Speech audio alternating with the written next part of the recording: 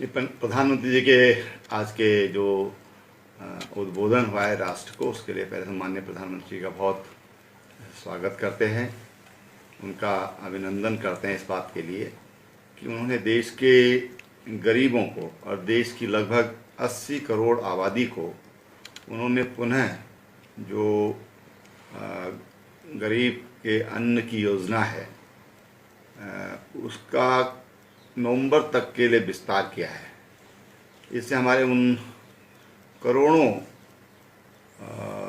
मजदूर भाइयों का, उनके परिवार का और तमाम वो लोग जो आज कोरोना के कारण अपनी नौकरी छोड़कर अपने घरों की ओर गए हैं, उनके लिए एक बहुत बड़ी राहत भरी खबर भी है और उनकी आजीविका के लिए, जो परिवार के लिए, घर के लिए या जीवन के लिए जो आवश्यक वस्तु है कि उसको 2 समय का खाने को अनाज मिल जाए, उसकी पूर्ति आज माननीय प्रधानमंत्री जी ने की है, उसकी घोषणा उन्होंने आज की है।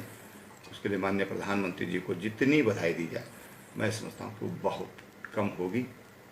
प्रधानमंत्री जी निरंतर देश की आम जनता की और उनकी निगाहें हैं, उनकी समस्याओं को समझ रहे हैं, उनकी आवश्यकताओं को समझ रहे हैं और उसको पूरा करने का काम।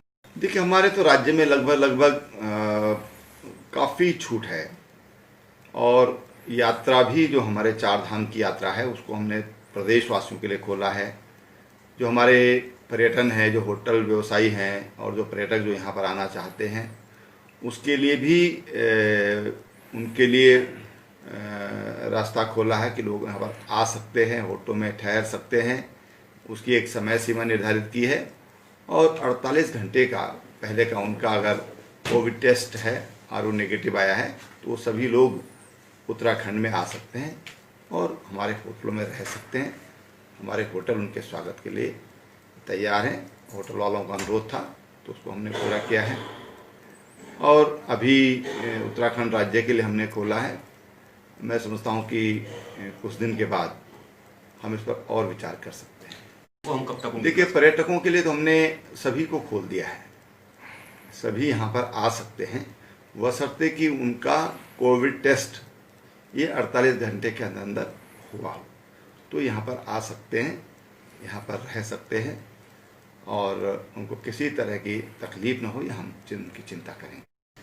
देखिए, ये पूरी संभावना थी, जो आंकड़े बढ़े हैं और हमको ये लगता था कि एक समय पीरियड ऐसा आएगा जब हमारे जितने भी लोग बाहर से आ रहे हैं इनका जब टोटल टेस्ट होगा एक बार बढ़ेगा, ग्राफ निश्चित रूप से बढ़ेगा, उसकी हमको परिकल्पना थी।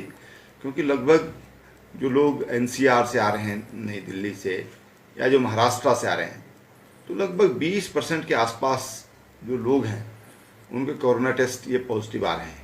इस बात का हमारा अनुमान था और हम लोग उसकी दृष्टि से तैयार भी थे, हमारे डॉक्टर सब उस दृष्टि से तैयार थे। अब उसमें पिछले 2 दिनों में आप देख रहे होंगे कि कुछ ठहराव ही नहीं बल्कि एक बार ठहराव है, कुछ गिरावट आनी शुरू हुई है। हमारा ध्यान उस पर पूरी तरह अभी केंद्रित है, क्योंकि जरा सी भी लापरवाही हुई तो फिर ये संख्या बढ़ सकती है और इसलिए सतत हम अपने जो बॉर्डर्स पर जो लोग हमारे आ रहे हैं उनकी चेकिंग, उनकी ट्रैवल हिस्ट्री और उन पर देख रेख वो हम लगातार हम रखे हुए हैं, जिसको हम अंग्रेजी में सर्विलांस कहते हैं। वो लगातार हमारा जो सर्विलांस है वो बहुत एक्टिव है, बहुत सक्रिय है।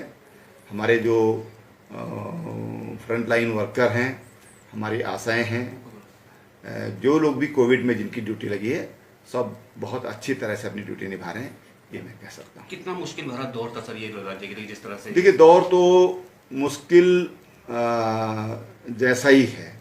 अभी भी मैं ऐसा नहीं मानता कि मुश्किल समाप्त हो गई है।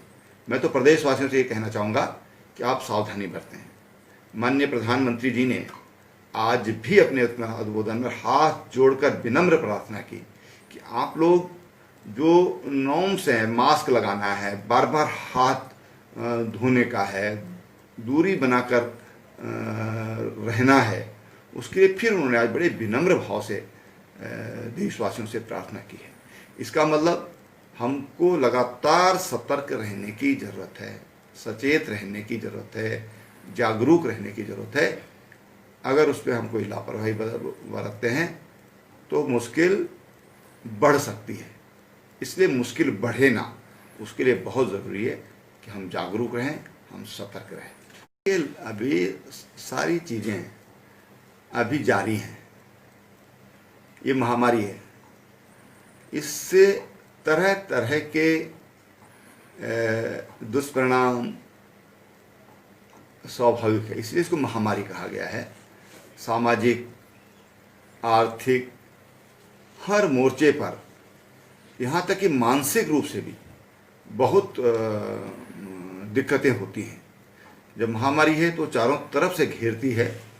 बस इस महामारी से हमको बचकर निकलना है, इसके साथ हमको लड़ना है, पर लड़ाई सतर्कता से ही लड़ी जा सकती है।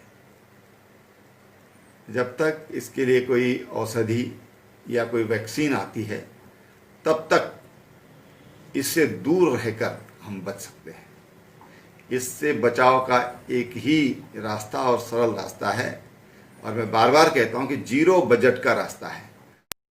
अगली खबर लेकर हम फिर लौटेंगे, बने रहिए हमारे साथ सिर्फ यूके टॉप न्यूज पर। अगर आपने हमारे चैनल को अभी तक सब्सक्राइब नहीं किया है तो सबसे पहले हमारे चैनल को सब्सक्राइब करें, जिससे आपको देश के घटनाक्रम की जानकारी सबसे पहले मिल सके। धन्यवाद।